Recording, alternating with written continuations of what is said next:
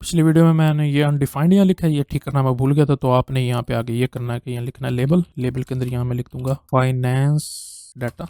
Finance data लिखने सिर्फ, ठीक है। तो ये फाइनेंस डाटा इधर चेंज हो गया। इस पर क्लिक करेंगे तो ये आप इस तरीके से इसको खत्म भी कर सकते हैं और दिखा भी सकते हैं, ठीक है। अब इसके अंदर हमने ग्रेडियंट यूज़ करना है। तो ग्रेडियंट यूज़ करने के लिए मैं सबसे पहले तो इसके अंदर जितना भी है इसको पहले एडजस्ट कर लेता हूँ सारे को। तो वो करने के लिए अब अपने कोड पे चलते हैं। जो पॉइंट का कलर है वो मैंने यहाँ से पहले से बना के रखा है, तो मैं ये चेंज कर देता हूँ। RGBA वगैरह भी यूज़ कर सकते हैं आप। हैश में हेक्सा में अगर यूज़ करना तो वो आप कर सकते हैं, जैसे अभी मैंने पहले यूज़ किया था। और इसका बैकग्राउंड कलर जो वो मैं यहाँ कर देता हूँ ग्रेडियंट, लेकिन सबसे पहले मैं उसको एडजस्ट करूँगा फिर यहाँ ग्रेडियंट करूँगा। और जो बॉर्डर का कलर है ये सारा होगा वाइट। तो यहाँ पे आप आके FFF कर दें 3 दफ़ा।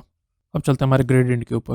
वेरिएबल ले लें आप, लेट कांस्टेंट ले लेना क्योंकि हमने वैल्यू चेंज भी करनी है इसकी। तो ग्रेडियंट, ग्रेडियंट में आपने CTX जो हमारा कैनवस है वो ले लें। CTX डॉट, इसके अंदर आपने लिखना है create linear gradient. Create linear gradient, इसके अंदर आपने देना है 0 0 0, उसके बाद 400। X1 X2 Y1 Y2 ये इस तरीके से काम करता है, ठीक है। आपने इसकी वैल्यू जो हमें एंड वाले की है 400 रख देनी ताकि ये कंप्लीट स्प्रेड हो जाए पूरे कैनवस के ऊपर। तो फिर अब जो ग्रेडियंट है हमने स्टार्ट करना है, तो ग्रेडियंट यहाँ ले लेते हैं। ग्रेडियंट डॉट ऐड कलर के अंदर आपने कलर ऐड करना है 0 0, जो हमारा थोड़ा सा लाइट सा होगा कलर। यहाँ पे मैं इसकी वैल्यू कॉपी कर लेता हूँ दोबारा। ये पहले कलर हमारा वाइट होगा लेकिन थोड़ा हल्का सा। फिर इसके बाद आ जाता है कि हमारा स्टॉप यानी कि एंड कहाँ से हो, एंड कहाँ पे हो रहा है। इसी को मैं कॉपी करता हूँ, यहाँ पे सेव करता हूँ। जो हमारा एंड हो रहा है 1, और इसका जो कलर है वो होगा ब्लूइश, थोड़ा लाइट ब्लू।